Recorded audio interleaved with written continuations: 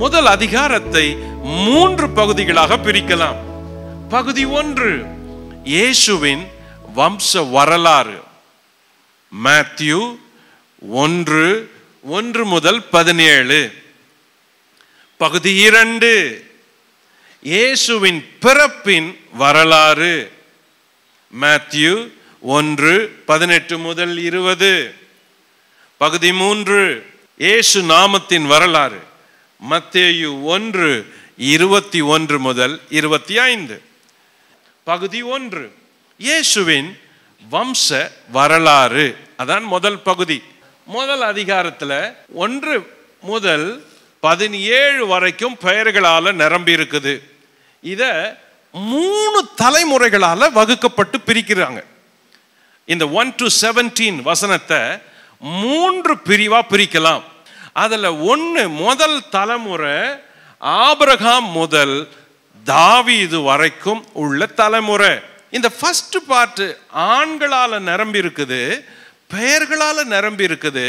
ஆனா இந்த முதல் பகுதியில 4 பெண்கள், மிக முக்கியமான பெண்கள் இருப்பதை கவனிங்க. இந்த குறிப்புல ஃபர்ஸ்ட் குரூப். Number 2 group. இப்போ இதுல எல்லா ராஜாக்கள் எல்லாருமே, தாவீது முதல் ஓசியா வரைக்கும் இந்த 14 தலைமுறை, தாவீது துவங்கி யோசியா, அதாவது பாபிலோன் சிறையிருப்புக்கு போறதுக்கு முன்னாடி வரைக்கும். ஓகே, இது குரூப் 2. குரூப் 3 இந்த 3வது லிஸ்ட் இருக்குது. இந்த 3வது லிஸ்ட் இது எல்லாம் பாடுபட்ட லிஸ்ட். ரொம்ப பரிதாபம். ஏன் தெரியுமா?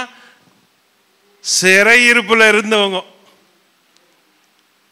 இது 3வது குரூப். இந்த 3 கூட்டத்துக்கு இருக்கிற வித்தியாசம் வெவ்வேறு வித்தியாசம். அது பார்த்தா வெறும் பெயர்கள், ஆனா அந்த பெயர்களுக்குள்ள இருக்கிற வாழ்க்கை வேற. சரி, அதிகாரத்தின் 2ஆம் பகுதி இயேசுவின் பிறப்பின் வரலாறு எங்க தொடங்குது? 18ஆம் வசனம். 2வது பகுதியில ஒரு மனுஷனுடைய மேரேஜ் லைஃப்ல இருக்கிற ப்ராப்ளத்தோட செய்தி தோங்குது. Starting marriage problem. யோசேப்புக்கு இப்ப என்ன ப்ராப்ளம் அப்படின்னு முதல்ல யோசேப்பை பார்ப்போம். யோசேப்பின் நிச்சயதார்த்தம். 18ஆம் வசனம் சொல்லுது, அவனுக்கு அவள் நியமிக்கப்பட்டிருக்கையில். சோ முதல் வசனம் யோசேப்பின் நிச்சயதார்த்தம். 2வது வசனம் யோசேப்பு யோசனை. அவள் கர்ப்பவதியா இருக்கிறான்னு அவளை தள்ளணும் அப்படின்னு யோசனையா இருக்கிறான். அப்ப யோசேப்பு என்ன பண்ணாரு? ரகசியமா தள்ளிடலாம் அப்படின்னு நினைக்கிறாரு. ரகசியமா. ஏன் ரகசியமானா, அவன் நீதிமானா இருந்ததுனால ஒருத்தரை அவமானப்படுத்த கூடாது அப்படின்னு. லிசன், வேதம் சொல்ற ரகசியங்களை கவனிங்க.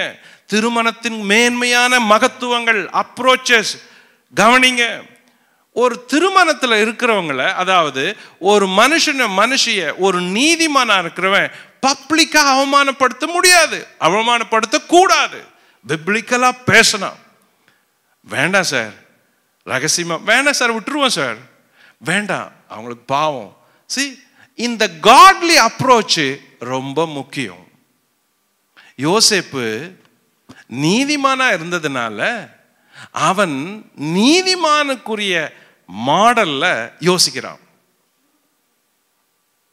சரி, 3ஆம் பகுதி சொல்லுது இயேசுவின் நாமத்தின் வரலாறு.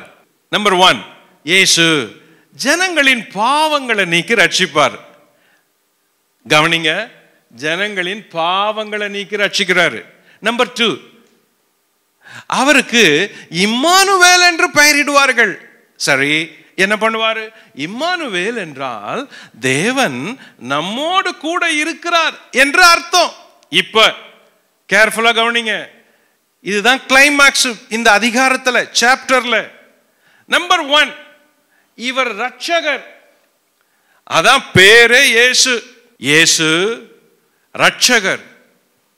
ரட்சகர் என்ன செய்வாரு? பாவத்திலிருந்து ரட்சிப்பாரு, பாரங்களிலிருந்து ரட்சிப்பாரு, பாடுகளிலிருந்து ரட்சிப்பாரு.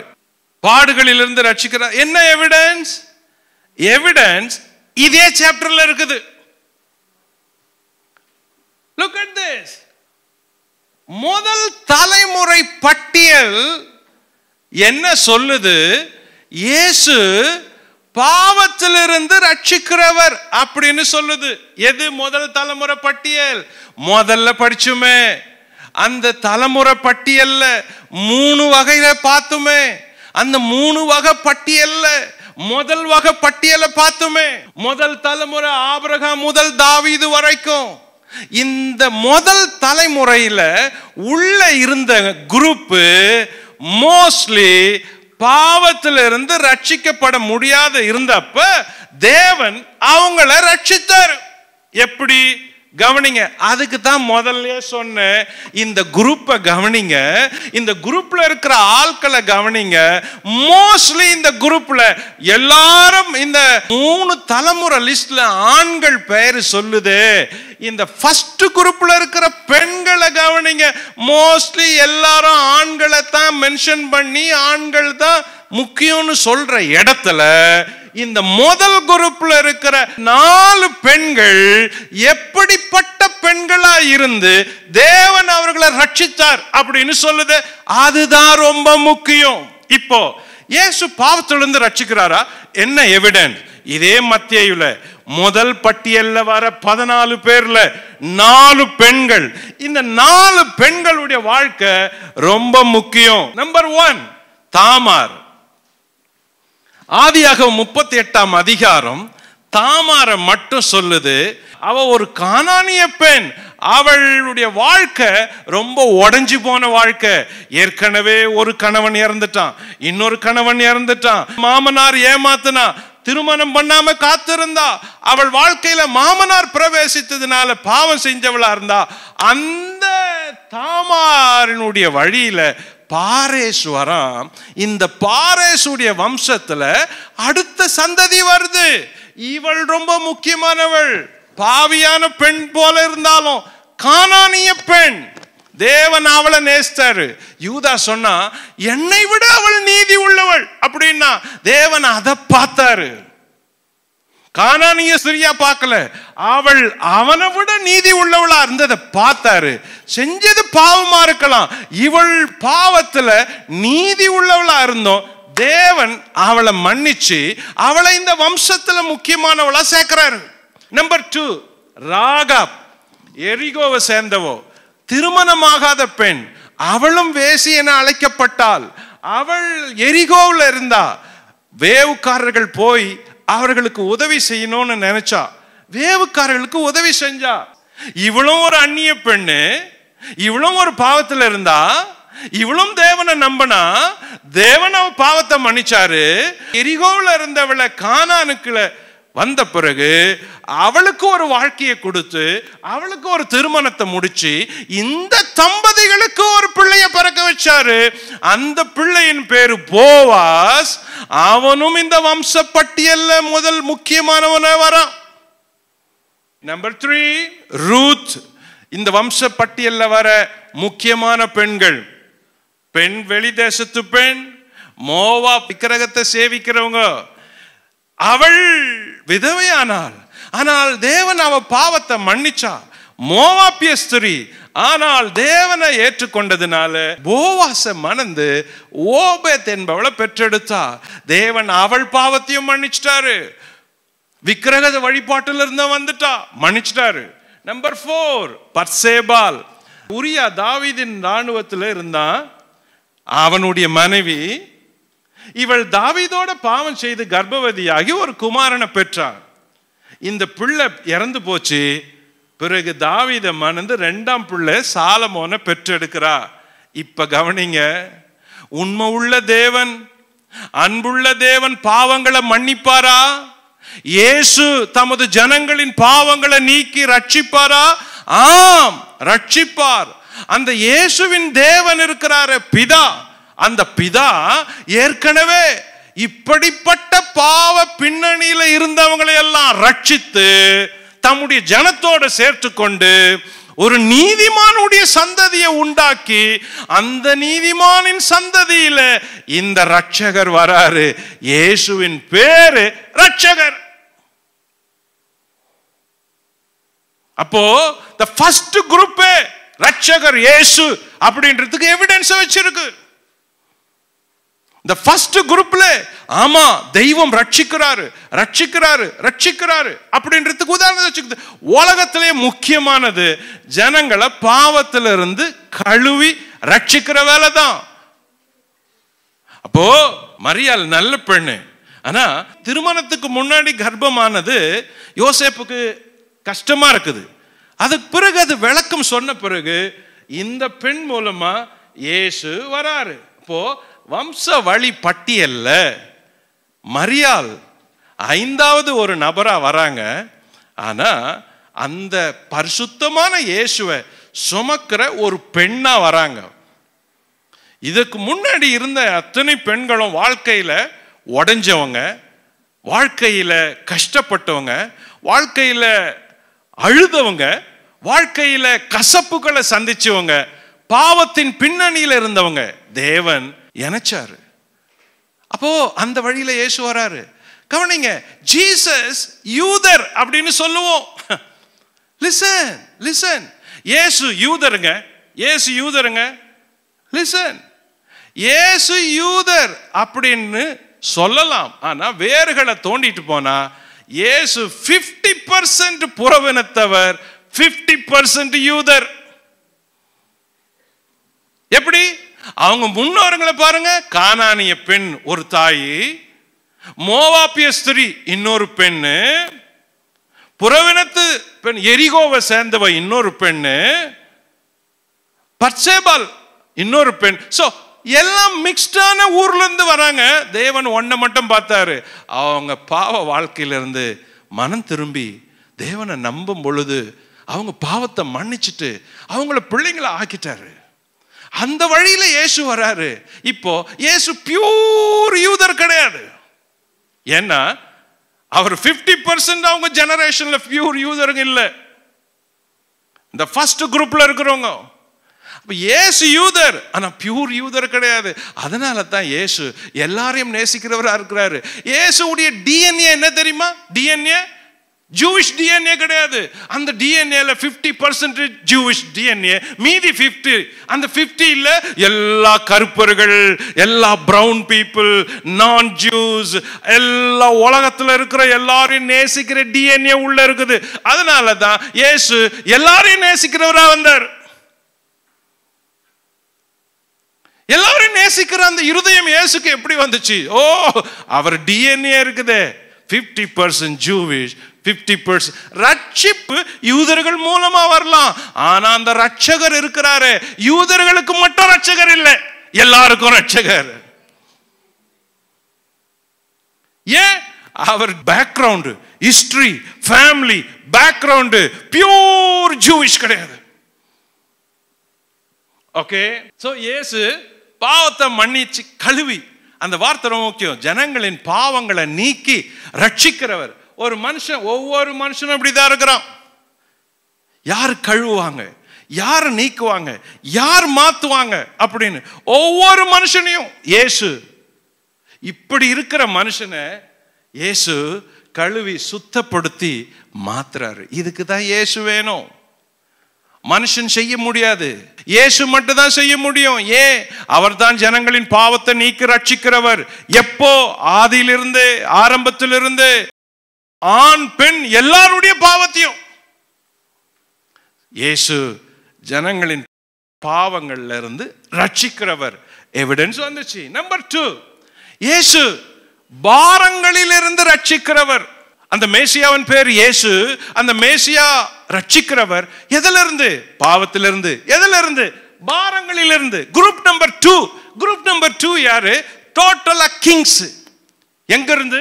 தாவீதுல இருந்து யோசியா வரைக்கும். சாலமோனுடைய மரணத்துக்கு பிறகு ஜனங்கள்லாம் போய் அவங்க பையன்கிட்ட முறையிட்டாங்க. ஐயா, உங்க அப்பா இருக்கிறாரு ஞானி, ஞானிதான், ஆனா ஊருக்கெல்லாம் நல்லது செஞ்சு எங்க மேல வருத்தமான பாரங்களை சுமத்திட்டு போயிட்டார் ஐயா, வரிய குறைங்க ஐயா அப்படின்னாங்க. அப்போ அவங்க பையன் சொல்றான், இல்லை இல்லை அதெல்லாம் மாற்ற முடியாது, என் சுண்டு விரல் இருக்குதுல்ல, என் சுண்டு விரல் எங்க அப்பாவுடைய இடுப்பை விட பாரமா இருக்கும் அப்படின்னு சொல்லி அனுப்பிச்சிட்டான். பாரம். ராஜாக்கள் ஆளுகையினால ஜனங்களுடைய பாரம் குறையாது. சாமுவேல் இடத்துல ராஜாக்கள் ஏற்படுத்தணும்னு சொன்னப்ப என்ன சொன்னாரு சாமுவேல்? வேண்டாம் வேண்டாம், ராஜாக்கள் வந்தா உங்க பிள்ளைங்களெல்லாம் எடுத்துக்குவாங்க, உங்க மேல வரி விதிப்பான், உங்க நிலங்களை எடுத்துப்பாங்க, பாரம். செகண்ட் லிஸ்ட்ல வர கிங்ஸ் சந்தோஷமானதா இல்ல. யார் இதுல சந்தோஷம்? ராஜா. ராஜா நல்லா இருப்பாரு, ராஜா குடும்பம் நல்லா இருக்கும், ஜனங்களுக்கு பாரம். இயேசு இந்த லிஸ்ட்ல வர ராஜாக்களை போல இல்ல. இயேசு ரட்சகர். இந்த ராஜாக்கள் செய்யாத ரட்சிப்ப இயேசு வந்து செய்ய போறாரு. அதுதான் புத்தகம் சொல்ற செய்தி. இந்த ராஜாக்கள் வாழ்க்கையில குடும்பத்துல செய்யாத ஒண்ண இயேசு உங்க வாழ்க்கையில வந்து செய்ய போறாரு. என்ன பாரம்? ராஜாவால இறக்க முடியாத பாரத்தை இயேசு இறக்குவாரு. அரசாங்கம் இறக்க முடியாத பாரத்தை இயேசு இறக்குவாரு. அதிகாரிகள் இறக்க முடியாத பாரத்தை இயேசு இறக்குவாரு. தோ இத்தனை ராஜாக்களும் செய்ய முடியாததுனால ஒரு ராஜா வராரு ரட்சிக்கிறதுக்கு. சோ இயேசு ஜனங்களின் பாரங்களில் இருந்து ரட்சிக்கிறவர். நம்பர் 3, இயேசு பாடுகளில் இருந்து ரட்சிக்கிறவர். என்ன பாடு? சிறைச்சாலைக்கு போயிட்டாங்க, அகதியா இருக்கிறாங்க, பாபிலோன்ல இருக்கிறாங்க. லிஸ்ட பாருங்க. எகோனியா, சலாத்தியேல். இதுக்கு முன்னாடி இந்த லிஸ்ட் எல்லாம் ராஜாக்கள் கம்பீரமா இருக்கிறாங்க, பட்டு பனாரஸோட அரண்மனையோட. ஆனா இந்த லிஸ்ட பாருங்க, எல்லாம் பரிதாபப்பட்ட லிஸ்ட். எல்லாம் பாவம், பஞ்சத்துல இருக்கிறது, எல்லாம் கஞ்சி தேடி குடிச்சுனுக்கிறது, எல்லாம் சிறையிருப்புல எப்படி வாழ்ற ஏதோ போலாம் அப்படின்றது. இந்த பேர்கள் அடிப்பட்ட பாடுபட்ட கூட்டம். ஏன்? பாபிலோன் சிறையிருப்புல மாட்டிக்கினாங்க. பாபிலோன் சிறையிருப்புல இவங்க எல்லாம் மாட்டி வரப்ப ராஜ கம்பீரத்தோட வரல. ஏன்னா அவங்க ஊருக்கு போனா அந்த ஊர் எரிஞ்சு சாம்பலா கிடக்குது, வீடு கிடையாது, லேண்டு கிடையாது, இடம் கிடையாது, சொந்த இடம் கிடையாது. பாபிலோன் சிறையிருப்புல இருந்து வந்து நேரா போய் வாடகை வீட்டுல தான் இருந்திருக்கணும். அன்பானவர்களே, இயேசு இப்படிப்பட்ட மக்களுடைய பாரங்களையும் அறிஞ்சவர். உனக்கு எந்த ரட்சகர் வேணும்? பாவத்திலிருந்து ரட்சிக்கிற ரட்சகர் வேணுமா? பாரங்கள்ல இருந்து ரட்சிக்கிறவர் வேணுமா? அந்த இயேசு ரட்சகர். இந்த முதல் அதிகாரம் இத்தனை தலைமுறையை கூறுறப்போ 42 தலைமுறைகள்ல இல்லாத ஒரு சந்தோஷம் இயேசு என்ற ஒருவரால வர சந்தோஷம் இருக்குது. 42 தலைமுறைகள்ல பார்க்காத ஒரு சந்தோஷம் இயேசு உன் தலைமுறையில உனக்கு கொடுக்கிறவரா இருக்கிறாரு. 42 பேரும் பார்க்காத அந்த ரட்சகரை இயேசு உன் வாழ்க்கையில விசுவாசத்துல பார்க்கக்கூடியவரா உன்னை வச்சிருக்கிறாரு. இந்த இயேசு கடைசியில வாக்குத்தத்தத்தோட தான் செய்தி முடியுது. இயேசுக்கு பெயரு இம்மானுவேல். இம்மானுவேல் என்பதற்கு தேவன் நம்மோடு கூட இருக்கிறார் என்று அர்த்தம். செய்தி முடிகிறப்ப என்ன சொல்லி முடியுது தெரியுமா? தேவன் அவர்களோடு கூட இருக்கிறார் என்று அர்த்தம் அல்ல. என்ன முடியுது? நம்மோடு. எங்க இருந்து? அது இந்த இயேசுவை யாரெல்லாம் நம்புறாங்களோ அவங்களுக்கு தான் இது சொந்தம். சாப்டர் என்ன சொல்லி முடியுது தெரியுமா? ஒரு வாக்குத்தத்தத்தோட முடியுது. என்ன வாக்குத்தத்தம்? Emmanuel sir, Emmanuel. இம்மானுவேல் என்றால் தேவன் அவர்களோடு கூட இருக்கிறார் என்ற அர்த்தம் இல்ல, தேவன் நம்மோடு கூட இருக்கிறார் என்ற அர்த்தம். அப்போ இந்த அதிகாரம் என்ன சொல்லுது? உனக்கு ஒரு ரட்சகர் இருக்கிறாரு. நீ சிறையிருப்புல இருக்கலாம், சிறை கைதிய போல இருக்கலாம், எங்கேயாவது சிக்கி இருக்கலாம், கடனில், பிரச்சனையில, கவலையில, வேதனையில, சமாதானம் இல்லாம சிக்கி போயிருக்கலாம். வெளியே இருக்கிற ஆனா உள்ள பாபிலோன்ல இருக்கிற, வெளியே சிரிக்கிற ஆனா உள்ள நீ சிறப்பட்டு கிடக்கிற. தேவன் உனக்கு ஒரு ரட்சகரை அனுப்புறாரு. அவர் உன்னை ரட்சிப்பாரு. அவர் உன்னோடு கூட இருப்பாரு. அவர் பேரு இம்மானுவேல். இம்மானுவேல் என்பதுக்கு தேவன் நம்மோடு கூட இருக்கிறார். எல்லாரும் சொல்லுங்க, தேவன் நம்மோடு இருக்கிறார்.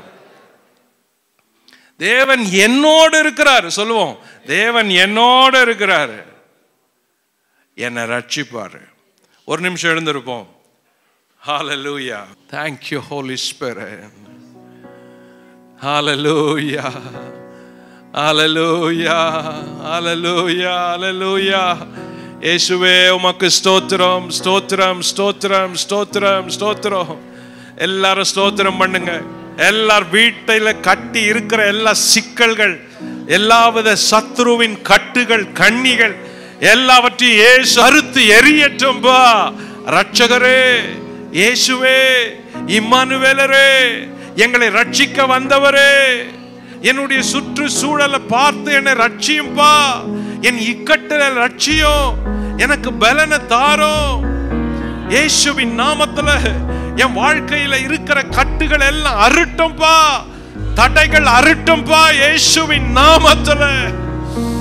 எல்லாரும் வாய் திறந்து ஜெபம் பண்ணுங்க. இந்த இயேசு, இந்த இயேசு விடுவிக்கிறவர், இந்த இயேசு ரட்சிக்கிறவர், இந்த இயேசு கூட இருக்கிறவர், இந்த இயேசு உன்னை விட்டு விலகாதவர், இந்த இயேசு உனக்கு உதவி செய்கிறவர், இந்த இயேசு உன்னை காப்பாற்றுகிறவர், இந்த இயேசு உன்னை தூக்கி விடுகிறவர், இந்த இயேசு உன்னோடு நடக்கிறவர், இந்த இயேசு உனக்கு ஜெயத்தை கொடுக்கிறவர், இந்த இயேசு உனக்கு வெற்றியை தருகிறவர், இந்த இயேசு வல்லவர், இந்த இயேசு உன்னை தூக்கி நிறுத்துகிறவர், இந்த இயேசு உன்னை மீட்டு ரட்சிக்கிறவர். ஹalleluya, ஹalleluya. இயேசு, இயேசு. எல்லார் வாய்களும் ஒரே வார்த்தையை சொல்லுங்க, இயேசு, இயேசு.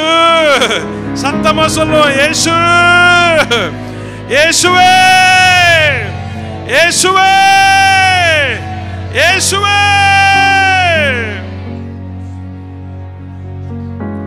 இங்கிருந்து நீங்க வெளியே போறப்ப தளர்ந்து போவே கூடாது, தளர்ந்து போவே கூடாது, வெறுமையா போவே கூடாது. இயேசுவால நிரம்பி போங்க. fill with Jesus. இயேசுவால நிரம்பி போங்க, இயேசுவால நிரம்பி போங்க, இயேசுவால நிரம்பி போங்க. ஓ, இந்த இயேசு, இந்த இயேசு ரட்சிக்கிறவர், இந்த இயேசு கூட இருக்கிறவர், இந்த இயேசு ஜெயம் கொடுக்கிறவர். ஹalleluya. பொல்லாத பிசாசு, பொல்லாத பிசாசு, எல்லார் வாழ்க்கையின் கால்களை கட்டி இருக்கிற பொல்லாத பிசாசு இயேசுவின் நாமத்திலே உன்னை கடிந்து கொண்டு அப்புறப்படுத்துகிறோம். போ பிசாசு, வெளியேறு. Get out, get out in Jesus name, Jesus name, Jesus name, Jesus name. ஒவ்வொருவருடைய வாழ்க்கையில அவர்கள் சந்தோஷத்தை பிடுங்கின பிசாசை இயேசுவின் நாமத்துல உன்னை துரத்துகிறோம். வெளியேறுவாயாக. We rebuke you in Jesus name. Get out, get out. Hallelujah. Thank you, Holy Spirit. ஒவ்வொருவரையும் நிரப்புங்க, கிருபையினால நிரப்புங்க, பலத்தினால நிரப்புங்க, விடுதலையினால நிரப்புங்க, சந்தோஷத்தினால நிரப்புங்க, சுகத்தினால நிரப்புங்க, தைரியத்தினால நிரப்புங்க. இந்த இயேசு, இந்த இயேசு என் வாழ்க்கையில என்னை விட்டு விலகாத இயேசு, உன்னை விட்டு விலகாத இயேசு, உன்னோடு கூட இருக்கிற இயேசு, இம்மானுவேலரா இருக்கிற இயேசு, உன்னோடு கூட நிற்கிற இயேசு. எல்லாரும் ஓடிட்டான், இயேசு மட்டும் கூட நிப்பாரு, உன் கூட நிப்பாரு. ஹalleluya. Thank you, Holy Spirit. கரங்களை தட்டி ஆண்டவருக்கு நன்றி செலுத்துவோம். Thank you, Pa. Thank you, Pa. Thank you, Pa. Thank you, Pa. Thank you. ஹalleluya. பரலோக பிதாவே, ராத்திரி வேளைக்காக நன்றி. உம்முடைய வார்த்தையினால எங்களுக்கு கொடுத்த தைரியத்துக்காக ஸ்தோத்திரம், விசுவாசத்துக்காக ஸ்தோத்திரம், எழுப்பி விட்டதற்காக ஸ்தோத்திரம், வசனத்தின் ஆழங்களை கண்டதற்காக ஸ்தோத்திரம், இயேசு என்பவரை பார்த்ததுக்காக ஸ்தோத்திரம்ப்பா. உம்முடைய பிள்ளைகள் மேல உம்முடைய சமாதானம், சந்தோஷம், ஆசீர்வாதம், சுகம், பலன், ஜீவன், பாதுகாப்பு, ஐஸ்வர்யம் எப்பொழுதும் தங்கி இருப்பதாக ஆசீர்வதியும்.